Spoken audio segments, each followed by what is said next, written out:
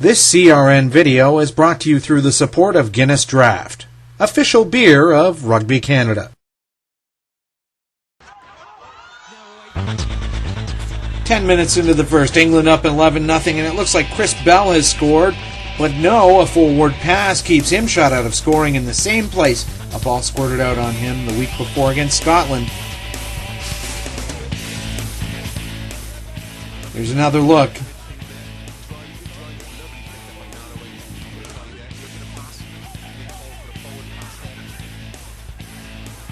The Canadian defense not drifting enough on this passage. Dave Walder getting it out to fullback Dylan Armitage. That is his second of the game to take the score up to 20-0 in the first half.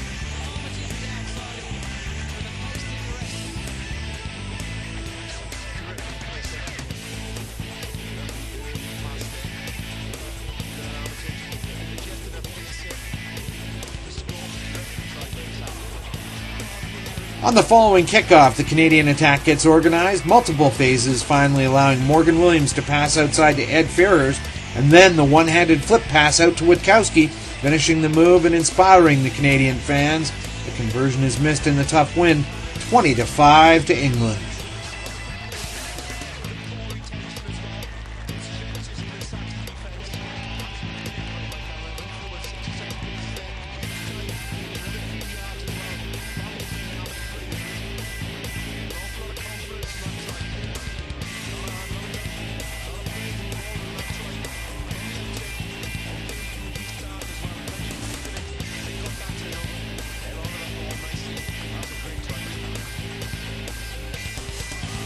Second half action, Andrew Monroe, his first cap and points for Canada.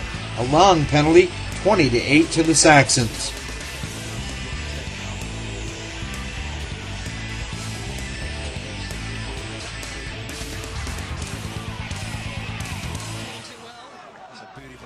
England pressuring hard, inside ball to number 8 Kai Horseman. He stretches out for the score.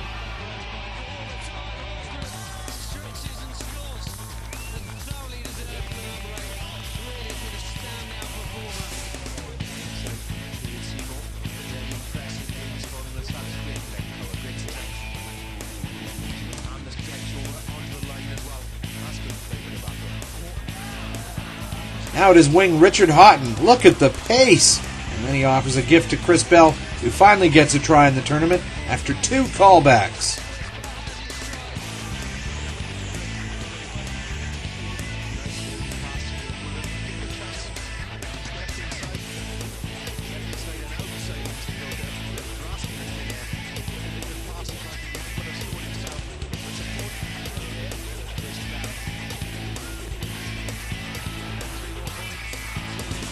Monroe gets Canada another 3 points, 27-11 with 20 to go.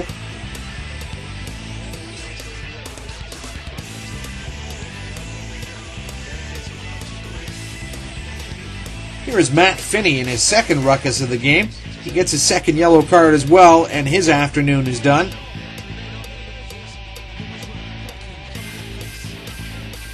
Deep into injury time, it is Captain Ben Woods dropping on a Dave Walder chip to end the game in style.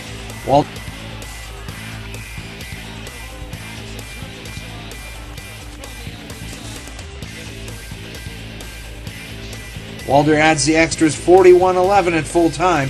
Here is some post-match reaction. Finishes the game on a flop. I mean, that's obviously going to be a disappointing ending, but you guys played a lot of good rugby this afternoon. Some positives you can take out of that? Yeah, I think it went to show that we could string together some phases where we were playing tight, and then especially the lead up to that try, where we recognized when to keep it tight and when to go wide. So there are some positives we can take out of it, but of course, there's always going to be those negatives. I think our defense wasn't great today, and I think that's the biggest thing that I saw. So I think it's something that we're going to have to work on all week. I mean, we've got the tools there now. I mean, we're showing some more. We're showing some flair that the backs can run stuff. I mean, our line-up's not great today. Our scrumming was a bit poor. So once we fix those little things, I think that, especially for the World Cup qualifiers, we'll really put everything together.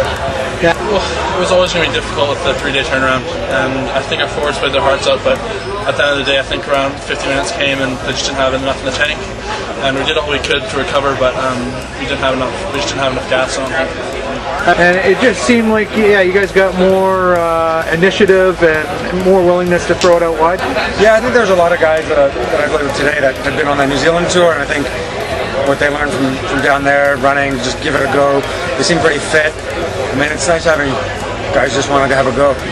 What's it like, you being the wily old veteran now, kind of an unfamiliar territory for you? Young guys, like they've got all the good skills and stuff like that, but they just need to, a little bit of guidance, a little bit more depth on this, just little things. I mean, I'm obviously don't have coaches to do that, but when you have a guy beside you who can talk you through it, I think that's a sort of helpful role. The spirit they showed, I like their philosophy of the game, the way they play. They like to play some nice tight runners and then move it wide. And the try they scored was just that. We knew that could happen, and they did that to us. They stretched us a couple of times wide. They try. They kept holding the ball for sort of 4, 5, 6 phases. Great recycling, and hit us with a little bit at the blind side, which is something we maybe have to look at. Back three looked very quick. And the tempo, the strings very well. So I think all in all, Canada have a lot to take out of it. I think we were just maybe a little bit more streetwise, the same way Scotland were a little bit more streetwise last week. Finals day is in Edmonton on June 17th. Canada takes on the USA starting at noon Mountain, 2 Eastern. Then it is Ireland A versus the Saxons. That's 4 Mountain, 6 Eastern. Then the final, Scotland A versus the Maori, 6 p.m. Mountain, 8 Eastern. Lots of options to see these games. Of course, tickets available at Ticketmaster. If you're in Edmonton, you should really check out this triple header day. The rest of the country can watch the game on The Score or on broadband via MediaZone.com. In the USA, ESPNU is your live option. Not every cable company has this package, but you should check yours to see if you do have it. Some delayed broadcasts on MediaZone.com as well through the rugby channel, and that is a great option if you don't have ESPNU. For the UK and New Zealand, the game is on B Sky B Live. Check your local providers for times in your areas. For the Barclays Churchill Cup Tournament, Doug Cross reporting in Toronto.